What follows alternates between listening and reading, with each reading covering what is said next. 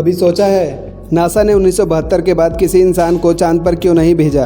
Apollo mission के दौरान उन एस्ट्रोनॉट्स ने चांद की अंधेरी दुनिया में ऐसा क्या देखा जिसे आज नासा छुपा रहा है? नील आर्मस्ट्रॉन्ग और बज एल्ड्रिन का वो इंटरव्यू जो चांद पर एलियंस होने का तरफ इशारा करता है, उसमें क्या सच है? क्या सच में चांद के दक्षिणी ध्रुव पर एलियंस का बसेरा है? दोस्तों, इंसान करीब 75 सालों से ब्रह्मांड को खोजने में लगे हुए हैं। हमारा सबसे बड़ा उद्देश्य कोई ऐसा ग्रह ढूंढना है जहां जीवन बसाकर हम उसे अपना दूसरा घर बना सके। लेकिन क्या होगा अगर वो ग्रह से पहले ही किसी एलियन प्रजाति का घर हो? कॉन्स्पिरेसी थ्योरीज की माने तो इंसान और एलियंस का आमना सामना पहले ही हो चुका है। कहा जाता है कि नासा के अपोलो मिशन के दौरान एस्ट्रोनॉट्स ने चांद की अंधेरी दुनिया में एलियंस को देखा था, लेकिन इस बात को आम लोगों से छिपा लिया गया था। अब नासा ने ऐसा क्यों किया? अपोलो मिशन का क्या रहस्य है और चांद पर एलियंस के होने के इस दावे में कितनी सच्चाई है, ये सब हम आज आप इस वीडियो में बताने वाले हैं, इसलिए इसे अंत तक ज़रूर देखिएगा। दोस्तों, हमारा चंद्रयान 3 चांद पर सुरक्षित लैंड कर चुका है और भारत अब चांद के दक्षिणी ध्रुव में पहुंचने वाला दुनिया का पहला देश बन गया है।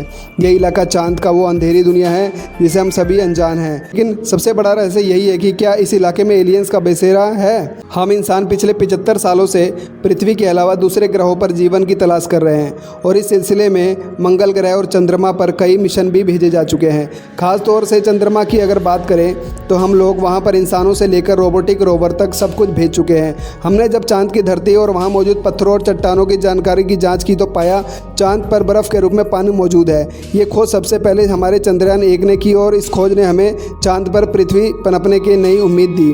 आपने कई बार ये सुना होगा कि इंसान बहुत जल्द चांद पर कॉलोनी बनाने जा रहा है और इसके लिए चांद पर प्लॉट यानी ज़मीन भी बेची जाएगी। यानी हम चांद पर पूरी तरह बसने के लिए तैयार हैं। लेकिन क्या होगा अगर यहाँ पहले से ही किसी एलियन सिविलाइजेशन का कब्जा हो? ये सवाल हमेशा से ही हमारे इंसानी के लिए अनसुलझी गुत्थी की तरह रहा है, क्योंकि कई बार अलग अलग वैज्ञानिकों ने चांद पर एलियंस के मौजूद होने का इशारा तक कर चुके हैं और बहुत से एक्सपर्ट का ये मानना है कि चांद पर एलियंस पहले से ही मौजूद हैं। लेकिन इस बात से लोगों को बहुत पहले से छुपा गई है। अब आप में से काफ़ी सारे लोगों के मन में ये सवाल आ रहा होगा कि चांद पर एलियंस कैसे ज़िंदा रह सकते हैं, क्योंकि वहाँ के वायुमंडल में तो जीवन पनप ही नहीं सकता। लेकिन दोस्तों, ज़रा सोचिए, ऐसा भी हो सकता है कि जो एलियंस वहाँ रहते हैं उन्हें ज़िंदा रहने के लिए उसी वायुमंडल की ज़रूरत हो। चांद पर भले ही इंसान सांस नहीं ले सकते, लेकिन क्या पता उन एलियंस को वहीं पर सांस आती हो या फिर उन्हें ज़िंदा रहने के लिए सांस लेनी ना पड़ती है।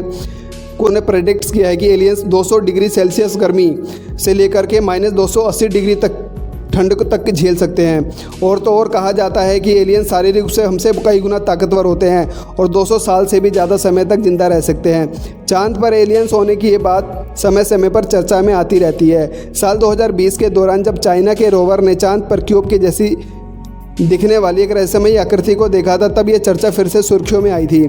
उस समय चीनी वैज्ञानिकों ने इस क्यूब के रहस्यमयी झोपड़ी का नाम दिया था। इसके अलावा famous American writer Richard H.C. Hoagland ने ये चौंकाने वाला दावा किया था कि चांद पर एलियंस रहते हैं और अपोलो मिशन के एस्ट्रोनॉट्स ने एलियंस होने की बात दुनिया से छिपाई थी, जबकि उन्होंने वहाँ कई ऐसे सबूत मिले थे जो एलियंस की मौजूदगी रिचर्ड सी होगलैंड के अलावा एरिच वॉन डैनिकन, माइक बारा और डेविड आइके जैसे कई राइटर और सर्चर चांद पर एलियंस होने का दावा कर चुके हैं। इनमें से कुछ रिसर्चर्स नासा के आखिरी मानवीय चंद्र मिशन अपोलो 17 पर भी कई सवाल उठाते हैं।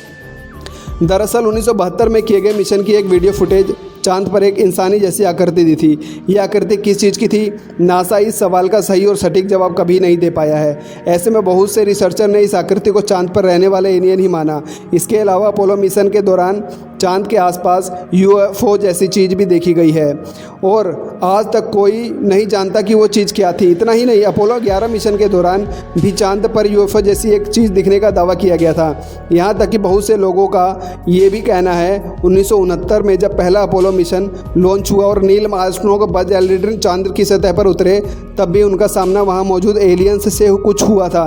इस बात को सबसे ज़्यादा हवा साल 2005 के दौरान मिली, जब इन दोनों एस्ट्रोनॉट्स ने एक इंटरव्यू के दौरान अपोलो 11 मिशन से जुड़ी कई खुलासे किए।